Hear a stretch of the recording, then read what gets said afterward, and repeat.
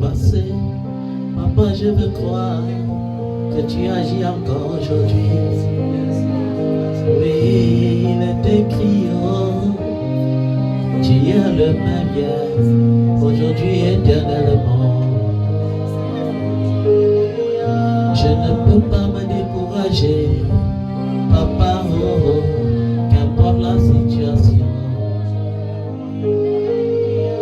Je suis fatigué parfois de te chercher, les gens se moquent de moi, papa. Mais je veux encore croire que tu peux agir, oh. Papa, viens agir, oh. Agis pour moi, papa, aujourd'hui. Viens me visiter, oh papa. Viens toucher ma situation, viens toucher, oh, et tout changera, papa. Tu as changé Abraham, tu as touché sa vie, il a vécu heureux. Je veux croire encore que le bonheur est possible ici dans ce monde, papa. Tu as donné ton fils, il a été crucifié pour que j'aie la vie, papa. Papa, touche-moi, touche-moi, je veux changer. Je veux voir ta face, je veux voir aujourd'hui tel que tu es. Les générations passées témoignent très haut sa fidélité. Avec Abraham, il a montré qu'il est le Dieu de l'alliance. Avec Esther, il a montré qu'il peut délivrer son peuple. Avec David, il a démontré qu'il peut protéger, même lorsque tout le monde est contre nous. Avec Moïse, il a démontré toute sa puissance. Il a prouvé qu'on peut diviser les eaux. Avec Pierre, il a montré qu'on peut marcher sur les eaux. Avec Paul, il a démontré qu'on peut encore ressusciter aujourd'hui. La Bible dit, alors qu'un jour Paul prêchait, alors qu'il exhortait jusque tard dans la nuit, un frère qui somnolait est quitté de la fenêtre de l'étage et est tombé au bas du rez-de-chaussée. Et tout le monde était convaincu que le frère était mort. Mais lorsque Paul est descendu, il a touché, il a dit relève-toi. Et aujourd'hui l'Éternel te dit relève-toi. Il te dit relève-toi. Qu'importe la situation, il nous démontre qu'il peut tout changer. Il peut tout transformer. Il peut encore agir. Il peut encore opérer des grands miracles. Il peut encore sauver et délivrer le pauvre. Il peut encore transformer les situations. Et comme nous aimons le dire, il est ce Dieu qui fait sortir le pauvre du fumier pour le faire asseoir à la table avec les grands. Il a prouvé avec Jean-Baptiste. Il a prouvé avec David. Il a prouvé en venant dans ce monde lui-même. Un Dieu qui vient dans le monde. Il laisse les lieux les plus luxueux. Il laisse les grands hôpitaux. Il laisse les sages femmes. Il naît dans l'étable, au milieu des troupeaux de vaches, au milieu des senteurs de l'élevage. Roi de justice. Il grandit comme un faible rejeton, sans connaître l'école des hommes. Mais à 12 ans, il est capable d'enseigner les grands de la théologie. Et à 30 ans, les gens sont frappés de sa grande sagesse. Et au lieu de donner gloire à Dieu, ils disent, n'est-ce pas le fils du charpentier? D'où lui vient cette sagesse? C'est pourquoi l'Éternel te dit ce matin, les gens seront étonnés bientôt. Amen. Les gens seront étonnés. Amen. Parce que ce n'est pas par ton diplôme que l'Éternel t'élève. Ce n'est pas par tes niveaux d'études que l'Éternel t'élève. Mais l'Éternel t'élève par sa grandeur. Il t'élève par sa grâce. Il t'établit au milieu des grands et des plus grands. Lui, le Dieu qui choisit les faibles pour confondre les forts, qui choisit les choses viles pour confondre les sages. Il n'a pas changé. Il n'a pas changé. Il a dit, vous serez la tête et non la queue. Vous serez les premiers et vous ne serez pas les derniers. Alors lorsque le désert apparaît dans ta vie, plutôt que de tourmenter ton esprit et de dire qu'est-ce que j'ai fait, rends gloire à Dieu. Parce qu'il y a les déserts que lorsque c'est le diable qui aborde, nous devons nous lever pour combattre ce désert. Mais il y a les déserts que le Seigneur lui-même apporte pour t'éprouver et voir si tu es digne de sa bénédiction. Et lorsque ce désert persiste, lorsque tu vois que l'Éternel commence à te couper de toutes les relations et de toutes les ressources, il faut savoir que le grand moment est approché. Parce que lorsque le grand moment approche, l'Éternel ne partage pas sa gloire avec les hommes. Non, il ne partage pas sa gloire avec les hommes. Il te coupe des hommes. Même celui qui t'aidait ne t'aide plus. Parce que l'Éternel ne partage pas sa gloire avec les hommes. Il te met à l'écart. Il te qualifie. Et il disqualifie ceux qui ne sont pas propres à la grande gloire qui vient dans ta vie. C'est pourquoi lorsque ce moment arrive, tu sens les gens te rejeter. Tu sens certaines personnes te mépriser, te minimiser, te ridiculiser. Mais à la fin, tu te rends compte que tu es un vase d'honneur, que tu n'es pas un vase à usage vil. Ce qu'il a dit, il peut aussi l'accomplir.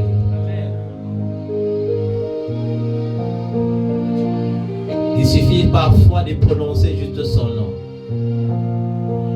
Parce que lorsqu'on prononce son nom, on défie les vents et les marées. Lorsqu'on prononce son nom, on défie les montagnes. Lorsqu'on prononce son nom, on défie les situations de cette vie. Alléluia. Est-ce que tu peux acclamer le nom de Jésus? Est-ce que tu peux l'acclamer fortement? Jésus. Alléluia. Nous allons rentrer dans les affaires courantes de l'Église. Nous allons continuer de préparer l'Église à l'enlèvement. Alléluia. Les gens se sont distraits avec l'Évangile. Dis, reçois ton mariage, reçois ton argent, reçois ta réussite. Alléluia. Certains ont dit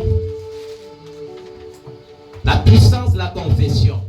Mais j'ai besoin de te dire, il n'y a pas de puissance dans la confession quand ta vie n'est pas conforme. Dis avec moi, il n'y a pas de puissance dans ma confession. Il n'y a pas de puissance dans ma confession quand la vie n'est pas conforme. Si ta vie n'est pas réglementée par la parole de Dieu, peu importe les déclarations que tu dois faire, je suis un vainqueur, je suis né pour triompher, je suis né pour être la tête, tu dois chanter et les démons vont se moquer de toi. Alléluia. Est-ce que tu comprends ça? Vous savez, aujourd'hui, la foule aime un endroit où on fait des récitations, où on veut se convaincre que la conscience doit se taire. On va mener sa vie comme on veut parce que Jésus est mort à la croix. Et parce qu'il est mort à la croix, il était mort pour qu'on devienne riche sur la terre, pour qu'on devienne puissant sur la terre, pour qu'on soit des vainqueurs sur la terre. Non, non, je ne refuse pas ça. Mais tu dois comprendre d'abord que le but ultime de Jésus à la croix, c'était de te communiquer la vie de Dieu. La Bible dit, le voleur vient pour voler, pour égorger et détruire. Mais Jésus-Christ est venu pour que tu aies la vie et que tu sois dans l'abondance. Dis avec moi, Jésus-Christ est venu pour que j'aie la vie et que je sois dans l'abondance. Il y a des gens qui comprennent mal cette parole. L'abondance divine se caractérise par quoi? Ça dépend de la prospérité de l'âme. Lorsque ton âme est prospère, le reste prospère. Tu ne fais plus d'efforts. À un moment donné, quand tu vois que tu deviens fané, c'est même pas seulement à cause de tes problèmes. C'est parce que même ton âme se détériore. Or, quand l'âme est belle, ça se voit sur le corps. Un corps possédé par les démons est parfois déformé. Mais un corps rempli de sainteté brille. Dis avec moi, un corps rempli de sainteté. Un corps rempli de sainteté Brille. C'est pourquoi lorsque Moïse entrait dans la présence de Dieu, lorsqu'il ressortait, la Bible dit que sa face brillait comme le soleil. Amen. Alléluia. Amen. Nous allons illustrer la vie de Paul dans le livre des Actes 24. C'est ça qui nous inspire ce matin. Dis avec moi, je veux fuir l'esprit de Félix. Je veux fuir l'esprit de Félix. Qui connaît ce qu'on appelle l'esprit de Félix ici? Vous savez, dans l'église, il y a plusieurs esprits qui règnent. Il y a l'esprit d'Ananias et Saphira. Il y a l'esprit de Félix. Il y a l'esprit d'Alexandre le forgeron qui règne encore dans l'église aujourd'hui. Sans compter l'esprit de Jézabel. Alléluia. Amen. Nous n'avons pas encore donné des versets à lire.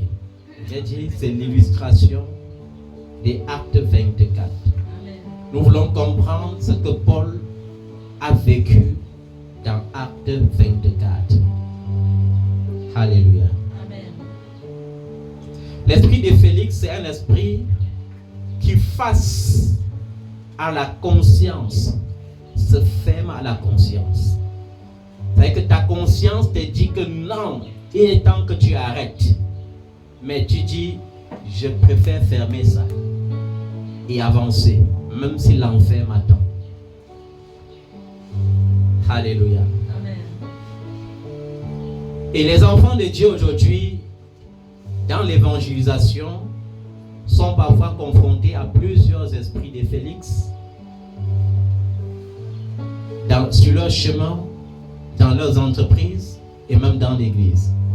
Mais nous devons, comme Paul, utiliser la parole de Dieu pour toucher la conscience des hommes. Parce que tant que la parole de Dieu ne se comporte pas comme une épée, il n'y aura jamais de changement possible. La preuve, aujourd'hui, il y a quelque chose que j'ai remarqué. Même le plus pire des païens écoute Kanguka. Mais sa vie ne change pas. Papa, il prêche bien. Mais pourquoi tu ne mets pas ce qu'il prêche en pratique? Parce que c'est la rubrique de la prière qui va produire le miracle qui t'intéresse. C'est-à-dire que les gens ne vont pas suivre Kanguka parce qu'ils veulent que la parole de Dieu transforme leur vie. Mais ils vont suivre Kanguka parce qu'ils espèrent que dans la rubrique prière, une flamme doit les toucher, ils vont tomber, quand ils vont se lever, leur vie doit changer. Même chose avec Marcelo Tunasi, les grands orateurs. Mais les païens sont les plus répandus dans les réseaux sociaux à publier ces publications. Mais ils demeurent des païens pour autant. Pourtant, le but de la parole de Dieu, c'est de transformer les habitudes. C'est de transformer les comportements. C'est ça le but de la parole de Dieu. Ça veut dire que j'ai beau passer tout mon temps, toute ma vie même, à partager Marcelo Tunasi, Mamadou Karambiri, Ivan Castagno, partager Kanguka à gauche, à droite, tant que cela ne transforme pas ma propre vie, pour que je sois conforme, alors je suis dans la perdition. Aujourd'hui, malheureusement, la puissance de Dieu est devenue une influence dans les médias sociaux. Je dis quoi? La parole de Dieu, plutôt que de transformer les vies, est devenue plutôt une influence dans les médias sociaux. C'est qu'on a transformé les hommes de Dieu en influenceurs. On les a transformés en quoi? En influenceurs. C'est que pour les païens, c'est devenu même comme quoi? Comme une comédie en fait. On partage. Vous avez vu le prêtre qui prêche au Congo? Il dit des choses pertinentes. Il prêche sur les affaires qui taraudent l'esprit de certains chrétiens. Par exemple, un chrétien peut boire. Il dit des choses. Il parle de l'insoumission de la femme. Et les gens prennent ça pour faire la comédie. Il dit, femme insoumise, tu demeureras célibataire. Et les gens, ils rient, ça les amuse plutôt. Or, le but de la parole de Dieu n'est pas de t'amuser. La parole de Dieu n'est pas une psychiatrie. La parole de Dieu n'est pas quoi? Une thérapie de psychiatrie, non. La parole de Dieu, c'est une épée qui est faite pour transformer les vies. C'est pourquoi la parole de Dieu est décrite comme une épée tranchante à deux côtés, capable de séparer jusque dans la moelle, capable de transcender ton âme. Mais si elle n'est pas perçue comme une épée, c'est que tu es un enfant de la perdition. Aujourd'hui, qu'est-ce qui rend mon esprit plus triste? Ce qui rend mon esprit plus triste, c'est qu'on se rend compte que s'il y a 1 milliard de chrétiens ou 2 milliards de chrétiens à travers le monde entier, il y a 1 milliard 500 millions qui disent Amen tous les jours et qui disent Jésus est Seigneur sans connaître Jésus. Mais ils disent Amen tous les dimanches. Quand je vois des gens qui partent à l'église le lundi, le mercredi, le vendredi et le dimanche et qui vont finir en enfer, ça tourmente l'âme. Et au grand détriment de leur leader. Je disais à un de mes enfants hier, qui est en France, que la congrégation ou la dénomination la plus dangereuse sur terre de nos jours, c'est la dénomination pentecôtiste. Parce que au moins, les catholiques, ils n'ont pas perdu le frein. Ils ont démontré au monde qui ils sont. Nous servons les idoles. On ne cache pas nos idoles. Alléluia. Amen. Ils ont dit, leur patron a dit, ne condamnons pas les homosexuels. Ils sont aussi les enfants de Dieu. Même si nous ne sommes pas d'accord, les homosexuels sont la créature de Dieu. Vrai ou faux? Vrai. Voilà. Mais quant à être enfant de Dieu, il faut accepter Jésus-Christ comme Seigneur et Sauveur personnel. Être baptisé en son nom. Communier en son nom. Pour devenir enfant de Dieu. C'est ça la différence.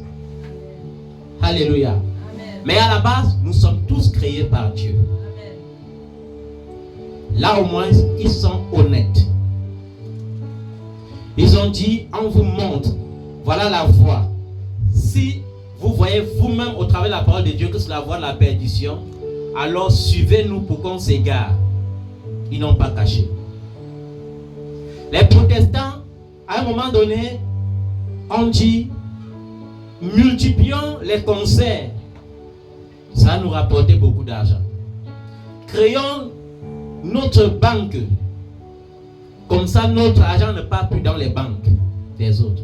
Créons nos propres journaux. Changeons des stratégies de prière. Pas dans le but que les gens soient transformés, mais dans le but que nos chrétiens qui fuient pour aller là où on envoie le feu, voient qu'on envoie aussi le feu déjà ici. Vous voyez que ce sont des politiques sataniques et démoniaques que les gens mettent en place. Mais la Bible dit, ne vous y trompez pas. On ne se moque pas de Dieu. Ce qu'un homme aura sémé, il le moissonnera aussi. Alléluia. Vous savez, j'ai servi dans cette église. Et un jour, je suis allé à un mariage. Il y avait un de mes beaux qui se mariait. Et arrivé, j'ai trouvé un de mes mentors qui m'appréciait beaucoup. On s'est revus. Et il disait vraiment, c'est à fort regret que je ne te vois plus parmi nous. Et je disais, maître. Et après, quand on est béni le mariage, je lui ai dit, waouh, le système a changé. Oh, ça veut dire que la lutte qu'on menait paye déjà. Au fond de moi, je croyais que c'était la lutte. Parce que quand nous, on était là-bas, en tant que jeunes serviteurs, on les a menés à comprendre que Jésus a demandé de chasser les démons. Et nous devons chasser les démons. Jésus a demandé de prier pour les malades en les imposant les mains. Nous devons faire ça. Et nous, on amenait du chaud spirituel. On amenait le feu petit à petit dans l'église. Mais quand on est arrivé à une rubrique qui était très délicate, on a vu que cela ne devrait même pas être mentionné au consistoire. Quand on a parlé de la Sainte Seine, où il fallait qu'on ferme les fenêtres, les portes, on a amené au consistoire, on a dit non, ils ont raison. Mais quand on a parlé du vrai baptême, ils ont dit jamais. On ne peut pas baptiser les gens dans l'eau. Alléluia. Et là-bas, tu n'as que deux options. Comme dans cette vie, tu auras seulement deux options. Lorsque tu veux suivre Jésus, tu as deux options. Soit être entièrement son esclave, soit te départager et t'égarer. J'avais deux options. Ou rester et recevoir l'honneur d'être élevé avec les titres, parce que les titres, j'en avais beaucoup là-bas.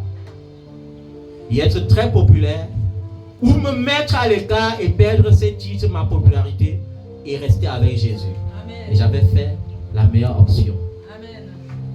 Alléluia.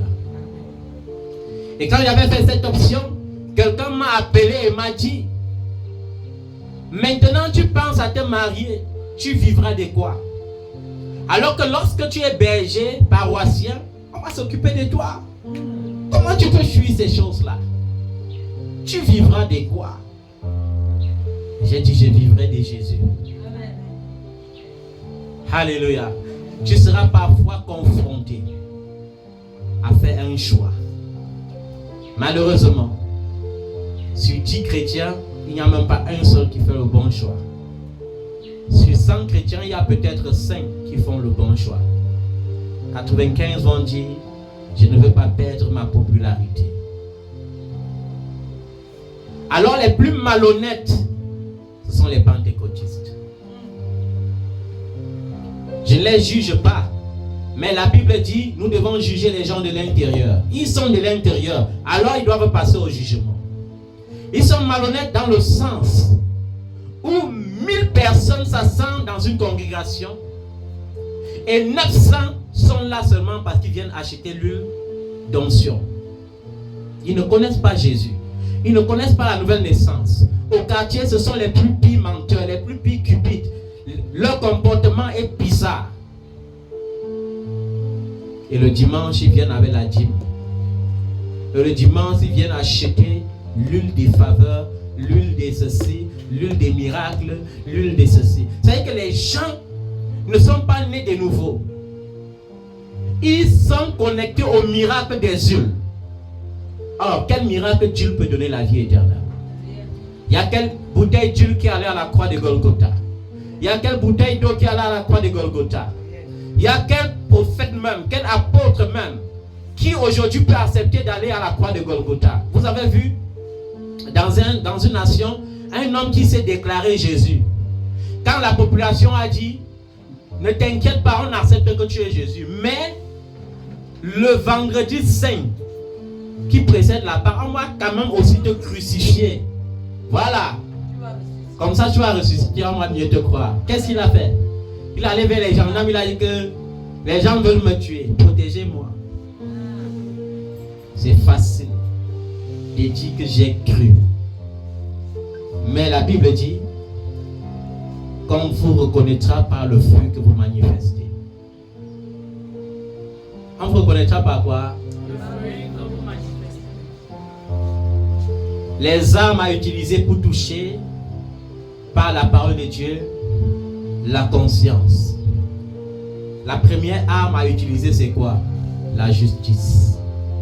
Dis avec moi la justice. La justice.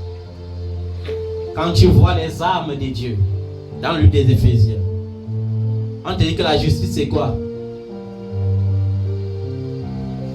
Vous voyez les lecteurs de la Bible. La justice c'est quoi? Prenez pour vos têtes quoi? Le casque. Bon, la justice c'est quoi? Hein? La justice c'est quoi? La vérité. Hein?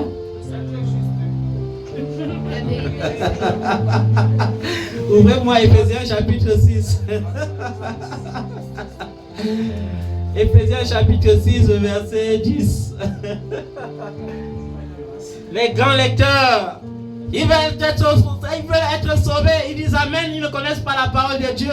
Ils veulent combattre les démons, mais ils ne connaissent pas la parole de Dieu. Quand le démon va te dire, il est écrit que tu es né pour être pauvre, tu vas répondre quoi? Tu dois répondre quoi? Toi qui ne connais pas la parole de Dieu. Il est écrit que tu es né pour être condamné dans le célibat. Toi qui passes le temps à envoyer le feu sur l'autel du célibat, qu'est-ce que tu vas donner comme réponse? Non, dis-moi. Parce que le démon viendra avec lui, il est écrit. Il est venu vers Jésus qui est notre maître. Il a dit, il est écrit. Il est écrit. Alléluia. Transforme ses pieds en pain. Qu'est-ce que Jésus a dit? Il est écrit, l'homme ne vivra pas que de pain seulement, mais de toute parole qui sort de la bouche de Dieu. Mais si c'est toi aujourd'hui, je connais les grands gens là qui sont plus spirituels que Jésus. Ils vont dire à Satan que tu défies qui? Attends, ils transforment même toute la montagne sur un gâteau en mangeant ça. On vous connaît les gens plus spirituels qui jeûnent plus. Chaque mois ils jeûnent, mais leur comportement ne change pas. Ils jeûnent, ils maigrissent, ils tourmentent son estomac. Mais ce que Dieu veut, c'est l'état de ton cœur. Ce n'est pas le vêtement blanc que tu mets là, c'est la blancheur de ton cœur que Dieu recherche. Éphésiens 6, verset 10. Éphésiens 6, verset 10 du livre de l'Éternel. Oui. Au reste, fortifiez-vous dans le Seigneur et par sa force toute puissante. Éphésiens 6. C'est ça? Non. Cherche à partir du verset 13. À partir de là, à le verset 13. C'est pourquoi C'est pourquoi prenez prenez toutes les armes de Dieu. toutes les armes de Dieu. Afin de pouvoir résister dans les mauvais jours. Afin de pouvoir résister dans les mauvais jours. Ça veut dire que si tu n'as pas les armes de Dieu, tu ne peux pas résister dans les mauvais jours. Quand les mauvais jours vont arriver, tu vas prendre ton téléphone, tu vas commencer à chercher le secours des hommes à gauche et à droite. Or, la Bible dit, malheur à l'homme qui cherchera secours auprès de l'homme. Alléluia. Parce que parmi les hommes que tu vas appeler, il y aura les Ismaélites, il y aura les Philistins, il y aura les Égyptiens. Tu auras fait le mélange. Oui, vas-y. Et tenez ferme après avoir tout supporté. Et tenir ferme après avoir fait quoi? Tout supporter. Attends d'abord. Pourquoi on dit après avoir tout supporté ici? Parce qu'il y a des enfants de Dieu aujourd'hui qui s'amusent toujours à croire que Dieu c'est un bâton magique. Quand tu dis Dieu, le miracle apparaît. Non. Les grands miracles n'apparaîtront jamais dans ta vie sans que tu ne sois éprouvé. Quand on parle de tout supporter ici, c'est parce que l'épreuve ne sera pas toujours facile. L'épreuve ne sera pas toujours quoi? Il y aura un jour, tu vas recevoir un prophète qui va venir chez toi dire, je prophétise l'abondance. Dès qu'il va tourner le dos et partir, un désert doit s'installer de façon catastrophique dans ta vie. Le genre de désert que tu n'avais vu. Le genre de désert que tu cherches 100 francs pour acheter une banane, tu ne trouves pas. Et Dieu, il met ce désert. Ça ne vient pas de l'ennemi. Ça vient du Seigneur. Il met ça pour voir ta capacité à croire et avoir confiance en lui. Mais maintenant, face à ce désert, les gens supportent une journée de famine. Le lendemain, ils prennent le téléphone. Ils appellent le tonton qui était sorcier plus ou dit, pardon, envoie-moi un Western Union parce que ça ne va pas. Tu as déjà échoué. Tu as déjà fait comment? Tu as échoué. On a dit, le prophète Samuel a dit à Saül, attends-moi 7 jours. Attends-moi combien? 7 jours. Le gars a attendu. Premier jour, pression, il a supporté. Deuxième jour, pression, il a supporté. Troisième jour, pression, il a supporté. Sixième jour, pression, plus, le gars a craqué. Et la Bible dit que à l'aube du 7e jour, il allait élever l'autel, il a fait le sacrifice, et dès qu'il a fini, le prophète est venu. Et c'était fini. Il avait échoué toute sa mission. C'est pourquoi Saül a perdu la royauté en Israël. Tu perdras ta royauté parce que tu n'as pas supporté. Alléluia. Amen. Lorsque tu es éprouvé et que tu supportes la tentation, alors ta destinée change automatiquement. Amen. Les gens commencent à dire, hey, est-ce que c'est encore lui? Hey, qu'est-ce qui s'est passé? Ah, on savait que leurs églises là, c'était les sectes. Vous savez que dans leur secte là, on souffre d'abord un peu, on fait semblant. Après ça, boum, on devient grand. Et là, pourquoi on ne les soupçonne pas? J'aime la secte de Jésus. Vas-y, lis. Tenez donc ferme, ayez à vos reins la vérité pour ceinture. Ayez à vos reins la vérité pour ceinture. Toi qui envoies le feu chaque nuit là, est-ce que tu as la vérité pour ceinture? Est-ce que tu marches dans la vérité? Toi, tu as fini de mentir et tu pars dire au démon, je te chasse au nom de Jésus. Mais ça veut dire que tu n'as pas pitié de ta vie. Tu n'as pas pitié de ta vie. Démon de pauvreté, pas. Alors que tu as la cupidité dans le cœur. Mais ça veut dire que tu aimes la pauvreté, mon frère. Vérifie d'abord que tu n'as pas la cupidité dans le cœur. Et quand tu vas dire démon de pauvreté, pas, il va obéir. Vas-y. Revêtez la cuirasse de la justice. Revêtez quoi? La cuirasse de Vous la savez ce que c'est que la cuirasse? C'était un vêtement que quand tu mettais, c'était en fer. Quand on tape l'épée, ça ne pénètre jamais. Est-ce que vous comprenez ça? Vous avez vu pourquoi on dit que la justice est primordiale? Parce que c'est ça qui te protège. Alléluia. C'est ça qui fait comment? qui te protège. Dans la guerre antique, il y avait la cuirasse. La cuirasse était ces vêtements. Les gens faisaient ça parfois en cuivre. Et quand tu mets la tac pour enlever, il faut seulement quelqu'un pour t'aider à enlever. Ça venait jusqu'ici. Le pantalon, même chose. En cuivre. Quand tu pars maintenant, quand les gens prennent même la hache, ils tapent sur ça, boum, tu peux tomber, mais ça ne te coupe pas. Amen. Il y avait le bouclier pour encaisser certains coups comme ça pour protéger ta face. Vas-y. Mettez pour chaussure à vos pieds le zèle que donne l'évangile de paix. Voilà. Mettez à vos pieds pour chaussure le zèle que donne l'évangile de paix, c'est-à-dire le réma. Est-ce que toi là tu lis la parole de Dieu? Est-ce que tu lis la parole de Dieu? Est-ce que tu lis depuis que cette année a commencé? Tu as lu combien de pages dans ta Bible? Tu es là, tu attends seulement. Papa est en train de prier. Oui, le Dieu de papa est fort. Oui, le Dieu de papa. Moi-même, je ne refuse pas. Mon Dieu est fort. Alléluia. Mon Dieu ne sera jamais faible. Mais mon Dieu ne bénit pas les paresseux. Alléluia. Mon Dieu veut te donner une richesse illimitée. Mais toi, tu veux limiter. Parce que tu veux que papa passe toute sa vie à prier. Tu veux que papa passe toute sa vie à prier, à prier. Alléluia. Papa n'a pas le droit au repos. En tout cas, c'est son devoir. Il est né pour ça. Il est né pour ça. Il va seulement prier. Il n'a même pas le choix. À un moment donné, la vie de certains hommes de Dieu comme nous, c'est quoi? C'est miracle contre nourriture. Tu fais le miracle, ton Dieu est puissant, on te donne un peu de nourriture. Tu ne fais pas le miracle, non, ton Dieu n'est plus puissant. Il faut chercher quelqu'un qui va encore faire le miracle. Vous avez vu la mentalité des enfants? Il y a des enfants qui sont des enfants inutiles. Les enfants qui ne connaissent rien en règle d'alliance. Alléluia. J'ai fait alliance avec le Dieu de papa, que lorsque le Dieu de papa me bénit, je vais toujours faire ceci, je vais toujours faire cela. À un moment donné, ce n'est pas que le Dieu de papa ne t'a pas béni, c'est que tu as eu une petite difficulté. Mais une petite difficulté qui ne retranche rien à ton salaire. Mais jusque-là, tu trouves quand même un prétexte pour briser l'alliance secrètement. Et dis que non, le Dieu de papa, cette fois-ci là, la difficulté, ça n'allait pas exister. Pourquoi ça existe? Moi aussi là, il faut que je commence un peu à jongler. Tu jongles qui? Les chrétiens qui sont des crétins, qui mélangent Jésus à leur tradition. Ils mélangent Jésus avec leur tradition. Ils mélangent Jésus avec leur magnésie. Ils mélangent Jésus avec leur devin démoniaque bizarre. Vous savez, les marabouts ont changé de stratégie. Ils ont tout la Bible posée chez eux. Tu sais, c'est Dieu qui a tout créé ça. Ma passe, c'est Dieu qui m'avait donné. Qui t'a dit que Dieu a donné, qui Dieu a donné la puissance à un marabout? Si les francs-maçons lisent la Bible, qui est le marabout pour ne pas aussi lire? Vas-y, lis, ma fille. Prenez par-dessus tout cela le bouclier de la foi. Le bouclier de la foi. Parce que ce qui va te protéger là, pour qu'on ne pique pas tes yeux, pour qu'on ne pique pas ta face, c'est la foi. Seigneur, je crois en mon miracle. Peu importe l'adversité, je crois que je peux avancer.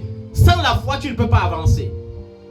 Vas-y. Avec lequel vous pouvez éteindre toutes les traits. Il n'y a que la foi qui peut éteindre tous les traits enflammés du malin. C'est-à-dire que le malin va venir pour te convaincre que tu es né pour être seul. Or, la Bible te dit que tu n'es pas né pour être seul. Dieu te dit ainsi par l'Éternel, il n'est pas pour pour l'homme d'être seul. Je lui donnerai une aide semblable. Mais le diable te convainc. Tu dis, hey, ouais, maintenant depuis là que je suis né là, voilà, j'ai 45 ans. Ah, c'est bon, hein. Le mariage n'est pas une fin en soi. J'aime les gens qui disent ça. C'est trop de courage. C'est même courageux de ta part. Mais un jour, quand tes enfants vont grandir et se marier, ne pas encombrer les enfants des gens avec leur mari et leur femme. Parce qu'on vous connaît. Après, vous allez être les fardeaux de vos enfants. Tu vas commencer à regarder, ma fille s'est mariée. Oh Mambo, au lieu de venir rendre visite pour 2 jours, tu viens t'installer pour 5 ans. Ta fille est devenue ta épouse. Mais toi, tu disais que le mariage n'est pas une fin en soi. C'est la solitude qui te pousse à aller t'établir chez les enfants des gens pendant 5 ans. Après leur intimité brisée. Et tu commences à dire, mon beau veut divorcer de ma fille. C'est toi qui as favorisé ça. Et j'aime les enfants chrétiens aujourd'hui. Non, le mariage n'est pas une fin en soi. La richesse n'est pas une fin en soi. Ok, c'est bien. Qui t'a dit que ce n'est pas une fin en soi? Parce que tu refuses de te qualifier pour quelque chose. De te conformer. Tu as tes chauds à gauche, à droite, tes chaudes à gauche et à droite.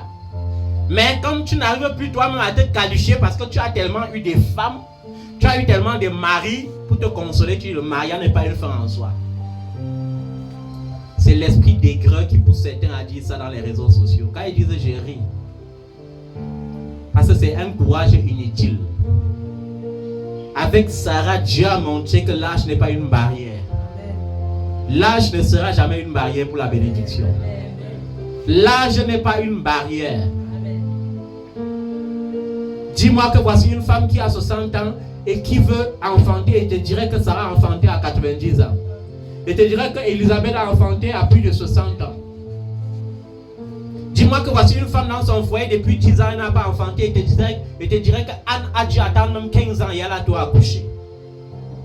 Alléluia. Je te dirais que Rachel a vu, elle a compté les enfants de sa épouse peut-être 4 fois avant de concevoir aussi.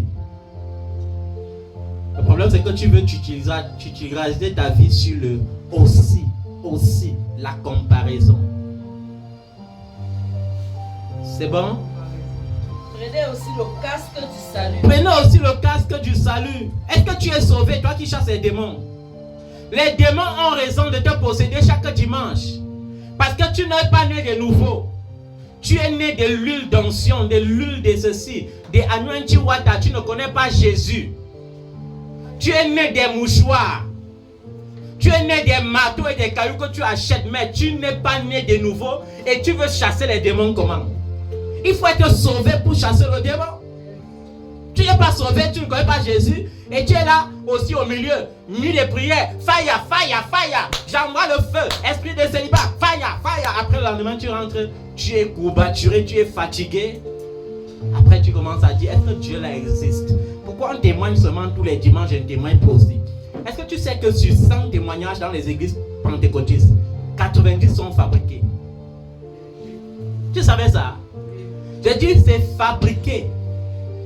Si on te dit comment les grands hommes de Dieu partent signer les conventions de partenariat avec les grands médecins. Chaque jour, le médecin donne les diagnostics. Il les voilà à l'écran.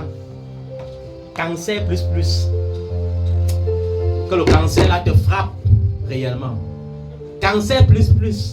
L'homme de Dieu vient toucher. Ah, je suis sauvé. Oh, Jésus m'a sauvé. Quel Jésus? Les comédiens. Vous avez fait jusqu'à les enfants de Dieu ne peuvent même plus croire au miracle. Vous connaissez seulement faire ça et filmer à la télé. Jésus Si ça c'était Jésus, Jésus ne partait pas seulement là où on va le voir à la télé. Parce que supposons que le temple était le lieu de la télé au temps de Jésus dans sa chair. Mais la Bible dit que Jésus marchait de village en village et même dans les rues. Alléluia. Aujourd'hui, place 10 grands prophètes au Cameroun qui disent que nous sommes les prophètes majeurs, les prophètes, les généraux, plus. Place-les au bord du lac central qui ne peut pas être trop profond comme la Sanaga. Parce que si on dit la Sanaga, on va dire que non, j'ai exagéré. Place-les au bord du lac central et dit marchez dessus. Ils vont dire, il est écrit, tu ne tenteras pas le Seigneur ton Dieu.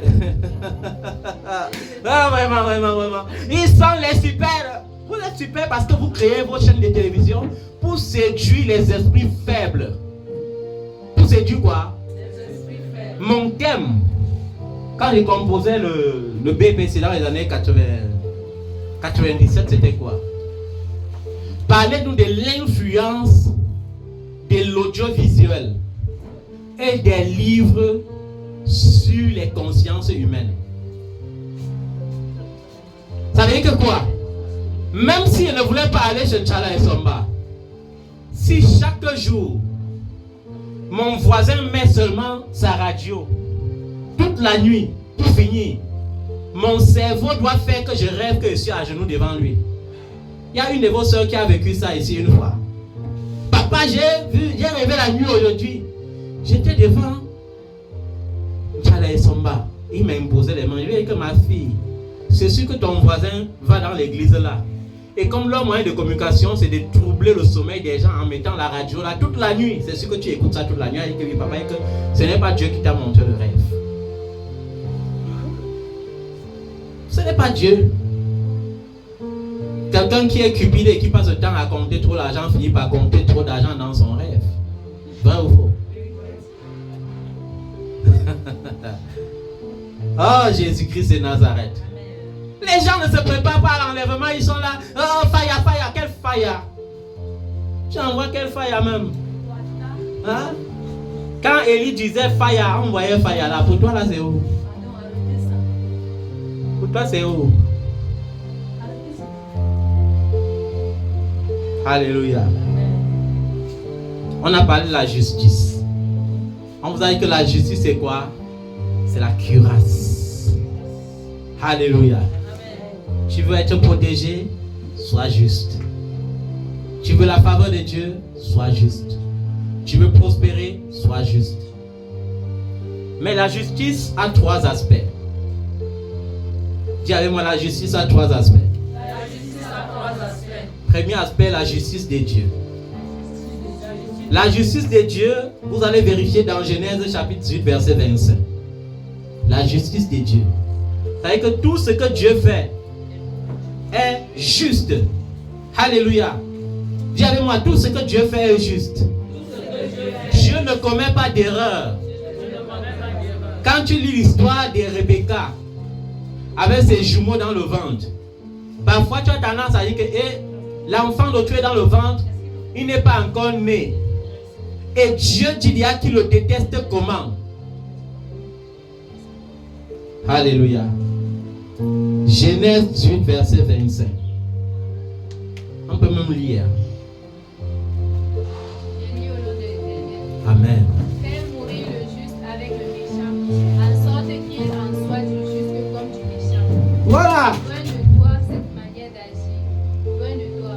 Celui qui juge toute la terre n'exercera-t-il pas la justice? Alléluia. Quand tu es juste, tu vis. Mais est-ce que tu vis éternellement sur la terre? Non. Quand tu es méchant, tu vis. Est-ce que tu vis éternellement sur la terre? Non. Quand tu es juste, quand il pleut, ça arrose ton champ ou pas? Quand tu es méchant, quand il pleut, ça arrose ton champ ou pas? C'est que Dieu est juste. Dieu est comment?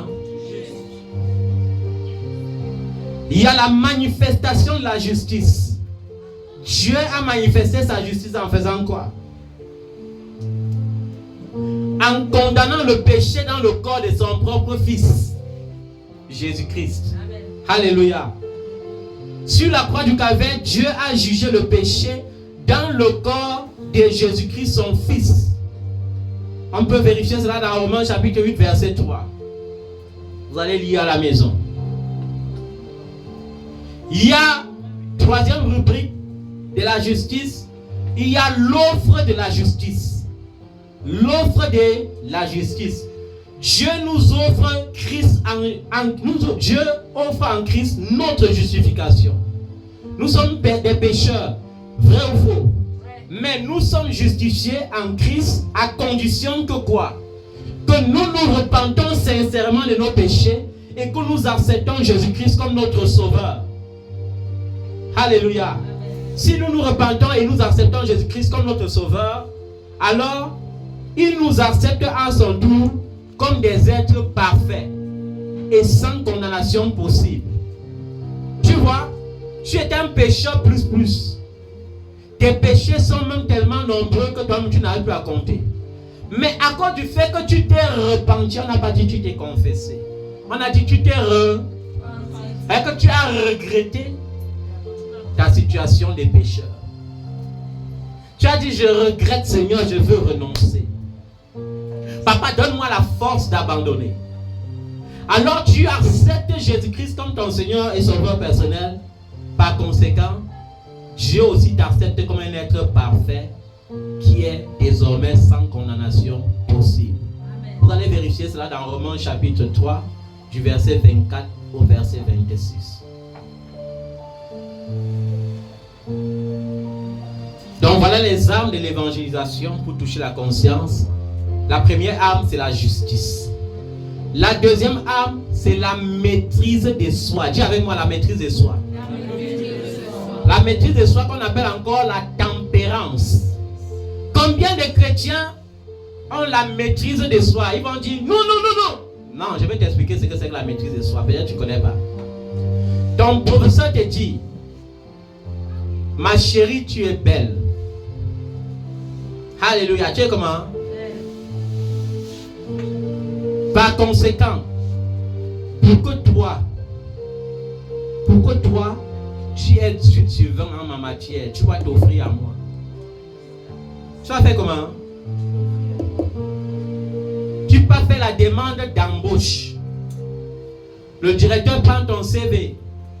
Il dit que tous les gens qui recrutent ici là me servent d'abord dans ce bureau. Donc toi, il faut savoir que ta destinée là est entre mes mains. Tu me sers dans le bureau et je t'embauche dès aujourd'hui, je commence le travail demain. Tu as oublié ta carte d'identité à la maison. Tu arrives là-bas au centre, le gendarme t'appelle. Il te dit, bon, comme tu as oublié ta carte à la maison, tu ne me donnes pas 5 000. Je t'amène au poste.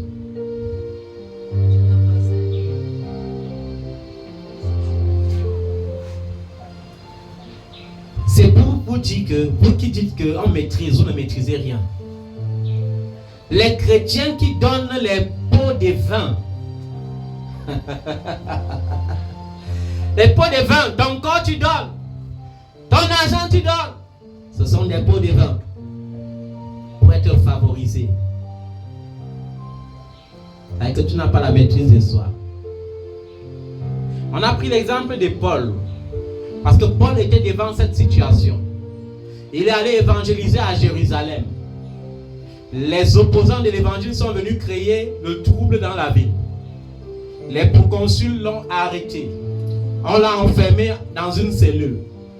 Quand on a voulu le fouetter, il a dit que vous voulez fouetter un citoyen romain sans le juger. Et le proconsul a eu peur. Il a dit que c'est quand même un romain, on ne le fouette pas, mais on l'enferme quand même. Parce que les juifs là, les grands des juifs là, ce sont mes amis. Si je le libère, il sait qu'il est innocent. Mais si je le libère, je vais perdre l'amitié et l'approbation de mes amis juifs. Alléluia. Amen. Paul se trouvait devant ces faits. Alors Félix, le gouverneur, est venu lors du jugement, quand Paul passait à la barre. Alléluia. Et on a dit, on veut entendre ta défense. Paul a commencé plutôt l'évangélisation comme défense. Amen. Et pour parler de l'évangélisation, il a pénétré la conscience de Félix. Il a observé Félix, il a vu que Félix est un grand gouverneur. Il a l'argent, il a les gardes, mais c'est un pédophile. Sa femme, Drusille, a peut-être au trop 20 ans contre ses 60 ans. Et ça ne le suffit pas. Il y a encore les filles de 15 ans à gauche, à droite. Alors Paul utilise ça comme une arme pour dire que bon, je vais pénétrer ta conscience pour te montrer que malgré la grandeur là, tu as besoin de Christ pour avoir la vraie vie. Alléluia. Et Paul utilise les principes de l'évangile qui parle des exigences morales de la parole de Dieu. Il utilise 1 Corinthiens chapitre 9 que je vous recommande vivement de lire à la maison, du verset 25 au verset 27. 1 Corinthiens chapitre 9 du verset 25 au verset 27. Paul utilise ça pour lui dire: je suis là devant toi, je suis prisonnier, mais ma conscience est libre. Et il n'y a rien de plus que ça pour être heureux sur la terre. Une conscience qui ne te condamne pas, une conscience qui ne te reproche pas. Ma vie est pure, mais ta vie est amorale. Combien de chrétiens auraient le courage de se placer devant le président de la République et de lui reprocher ses faits en utilisant la parole de Dieu?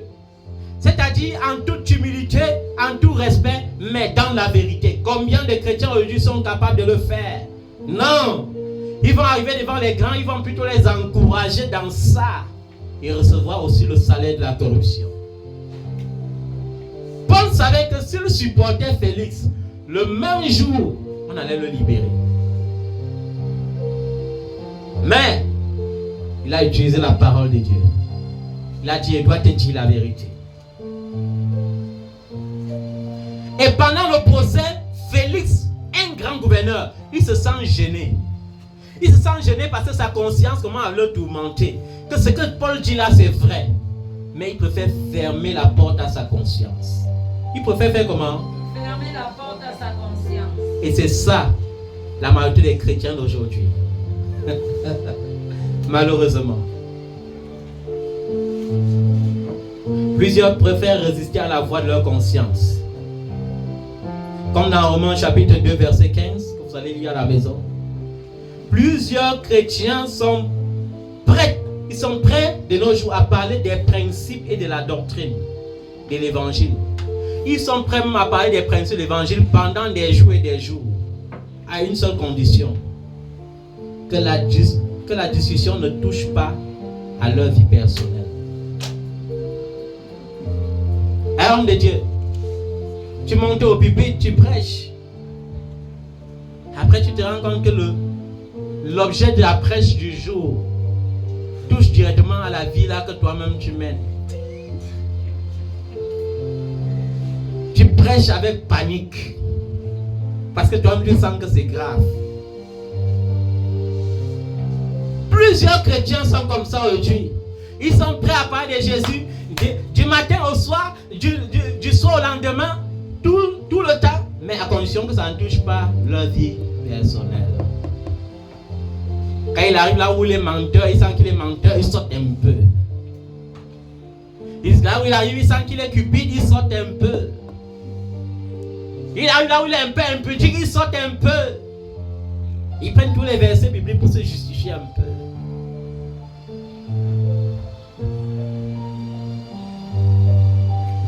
Et quand la conscience veut parler, il résiste à la conscience. Or, quand la conscience te parle, c'est pour que tu te repentes. C'est pour que tu fasses comment? Il y a certains enfants de Dieu qui aimaient me fuir parce que quoi? De toute façon, ils disaient que papa là, il dit les vérités crues. Je vais le fuir. Tu me fuis, tu fuis le ciel. Ça, c'est moi, tu fuis. Alléluia. Amen. La troisième arme pour une évangélisation efficace qui touche la conscience, c'est de rappeler aux hommes le jugement à venir. Le jugement à venir. On ne refuse pas tes alléluia, amen. Je reçois mon mariage, je reçois ceci. Non, non, même chacun, même Dieu aime qu'on soit béni. Mais je veux que tu te souviennes de quoi? Du jugement à venir. Parce que les hommes face à l'éternité n'ont que deux grandes peurs. Ils ont quoi? Deux grandes peurs. La première grande peur, c'est quoi? C'est la peur de la mort. Hébreux chapitre 2, verset 15. Même le chrétien le plus convaincu de la vie éternelle, si tu lui montres la mort, il va commencer à dire que Seigneur, on négocie. Je veux encore vivre. Et c'est vrai, est-ce qu'on chante dans le chiol? Vous avez entendu que quelqu'un a chanté dans le chiol? Vous avez entendu que quelqu'un a chanté dans la tombe? Ce sont les vivants qui louent le Seigneur. Est-ce qu'on mange là-bas? On se marie là-bas? On voyage là-bas? Ils ont peur de la mort. Et quand leur conscience n'est pas complètement cautérisée, alors ils ont la peur du jugement. 1 Timothée chapitre 4 verset 2. Vous allez en plus lire 1 Timothée chapitre 4 verset 2, lire 3 Jean chapitre 3, Philippiens 4 verset 7 et Galates chapitre 6 le verset 7. À la fin du procès, Félix se rend compte que Paul est innocent. Alléluia. Mais c'est un gouverneur qui est habitué, comme certains de nos gouverneurs ici, au pot de vin. Il dit ok, je sais que le gars est libre, mais il ne peut pas venir à un procès comme ça et rentrer près d'eux. Il dit aux gens d'aller dire à Paul secrètement que gars, donne-moi 5 millions là, il va te libérer. Paul dit, la seule chose que je te donne, c'est Jésus, repens-toi. Il dit que ok, Jésus va venir t'enlever de la prison. Comme Paul a refusé le pot de vin, ça l'a coûté 2 ans de prison. Mais avant les 2 ans de prison, Félix, il reste comme ça, on le destitue directement de son poste. Et la Bible dit qu'il a tellement négocié, même pourquoi on ne coupe pas sa tête. Donc, à moins on coupait même sa tête. Parce que tu ne peux pas persécuter un élu pour rien. Les gens qui pensent qu'on peut persécuter les élus là, tu peux pas persécuter un élu pour rien. Dieu venge son onction jusqu'à aujourd'hui. Félix se sentait tout puissant, mais il a touché celui qu'on ne touche pas. Mais les chrétiens aujourd'hui, face aux ingérences, c'est pas tout le gouvernement qui est corrompu, mais la corruption existe. C'est même flagrant. Un jour, un de mes fils m'a transporté. On est allé quelque part vers Bachia. Quand on rentrait, un gendarme nous a pris. Il demande les dossiers à voiture, on lui donne. Et après, quand il demande les pièces personnelles, on lui donne. Il sent qu'il est en face d'un homme de Dieu. Il dit, homme de Dieu, non, ça n'a rien de personnel. Hein. Mais ce qui appartient à César, là, on va lui donner ça. Homme de Dieu, non, c'est pas. Il faut laisser un homme pour César. Vous voyez? Alors que certains, dans une génération sérieuse, même face à un homme de Dieu, on baisse quand même la garde. On fait comment? Mais le gars dit que jamais, je ne baisse pas la garde. Homme de Dieu là, c'est au ciel, laisse d'abord ici sur la terre. Laisse d'abord ton gars, me donne même d'abord un 2000. Parce qu'il a oublié de prendre l'autorisation de sortir. Et comme il n'a pas pris ça, il faut qu'il me donne 2000. Vous voyez? Face aux défis humanitaires, est-ce que les gens agissent dans cette génération où l'apôtre Paul décrit comme étant une génération où les gens seront égoïstes? Face aux défis humanitaires, les grands préfèrent répondre qu'il n'y a vraiment rien dans la caisse. Nous sommes face aux contraintes budgétaires. Contraintes budgétaires à quoi avoir avec ton apport personnel pour l'humanité? Ça n'a rien à voir. Parce que si je suis directeur général, j'ai 25 millions par mois. Je reçois un billet d'aide pour l'humanité, pour une œuvre humanitaire. Que mon budget soit là ou pas, je vais sacrifier même mes 1 mois de salaire d'abord pour rendre le monde pauvre. Mais comme l'apôtre Paul l'a dit, nous sommes au temps où le monde sera rempli des êtres égoïstes, des êtres amis de l'argent. Vous savez que même si c'est toute la salle-ci, il a classé de la fondation jusqu'au plafond les liasses d'argent, ça ne va pas le suffire. Parce que l'argent, c'est son ami. L'humain n'est plus son ami. L'argent, c'est son ami. Face aux défis humanitaires, tu vas envoyer un billet d'aide.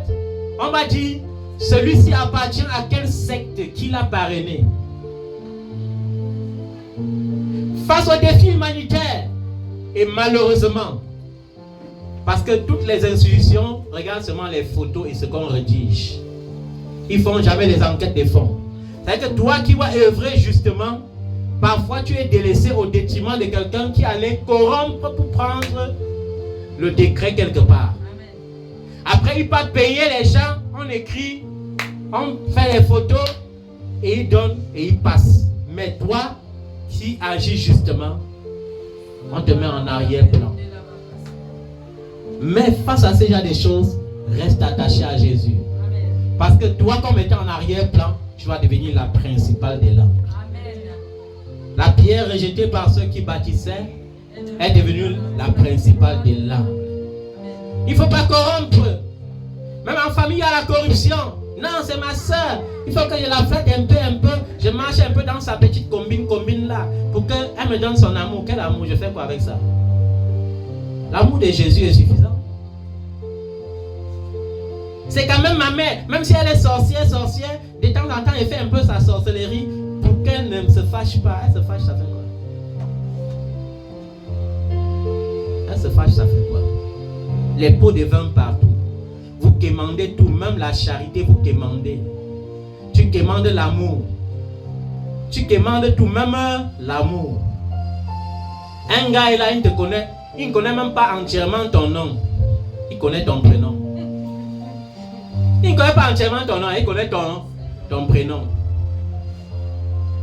Il connaît ton prénom, il connaît ton numéro de téléphone. Parce que même ton nom, il ne connaît pas. Parce que quand il t'envoie Orange Money, il ne prête même pas attention à ton nom. Il ne connaît pas ta mère, il ne connaît pas ton père, il ne connaît pas tes frères, il ne connaît pas tes soeurs. Mais il te gifle quand même souvent, quand il est fâché. Vous voyez l'esclavage, les gens se mettent dans l'esclavage comme ça.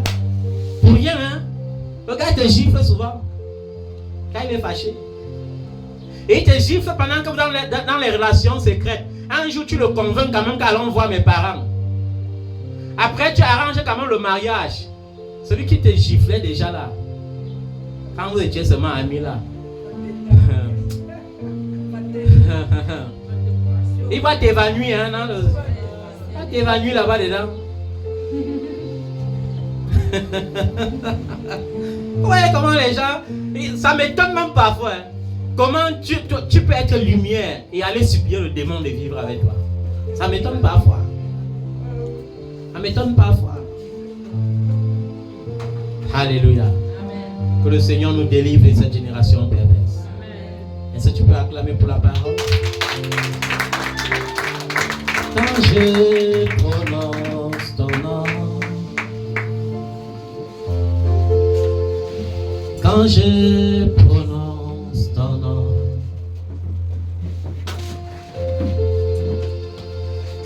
quand je prononce ton nom,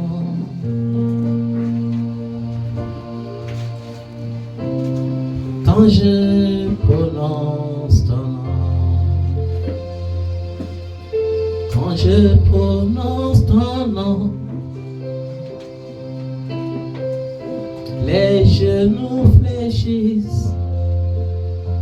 Je sais que tu peux tout faire. Jésus, quand je prononce ton nom,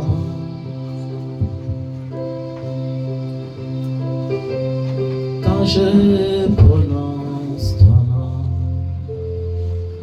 Alléluia. Peu importe les défis de la vie, prononce le nom de Jésus. Peu importe ce qui se passe, prononce le nom de Jésus.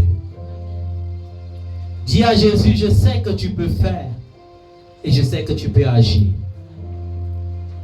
Comme comme les générations passées ont proclamé ta fidélité, et comme ta parole dit que tu es le même hier, aujourd'hui, éternellement, ce que tu as fait hier, tu peux faire aujourd'hui.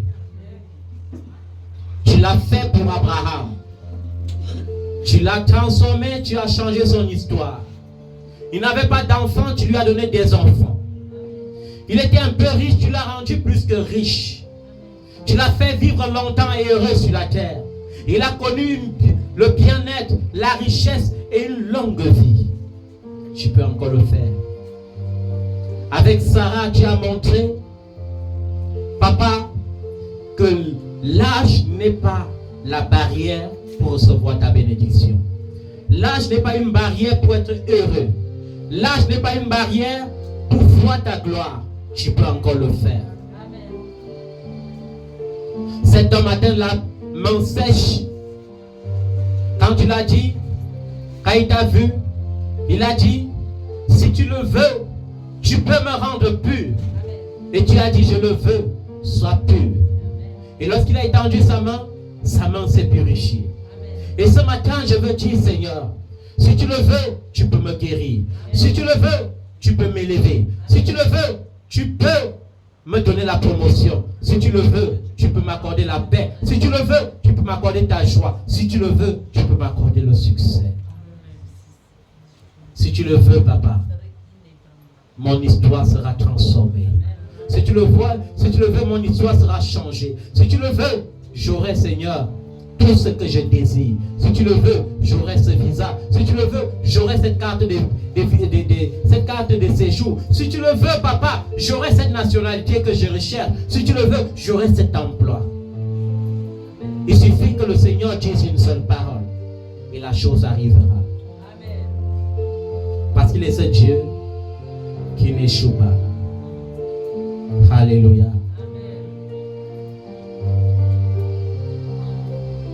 Il faut prier, bien-aimé. Il faut prier. La Bible dit, il est le même hier au Dieu éternellement.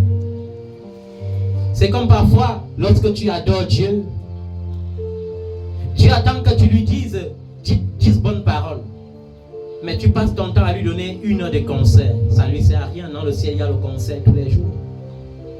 Dieu, pendant les moments d'adoration, veut que tu vantes ses mérites. Pendant que tu lui dis qu'il est le Dieu capable, il vient te démontrer dans l'adoration qu'il est un Dieu capable. Pendant que tu dis qu'il est le Dieu tout-puissant, il vient dans le moment d'adoration te montrer sa toute-puissance. Pendant que tu dis qu'il est le Dieu de paix, il vient pendant l'adoration te remplir de sa paix. Pendant que tu crois que rien ne lui est impossible, il vient pendant les moments d'adoration et il agit dans ta vie. Alléluia. Merci Seigneur pour cette parole. Merci Papa de bénir ton peuple. Merci Papa de bénir tous ceux qui écoutent cette parole. Merci Papa de leur donner la capacité de mettre cela en pratique. Merci Papa d'ouvrir le ciel et de nous connecter à ton ciel. Au nom de Jésus de Nazareth. Amen. Acclame le nom de Jésus, bien-aimé.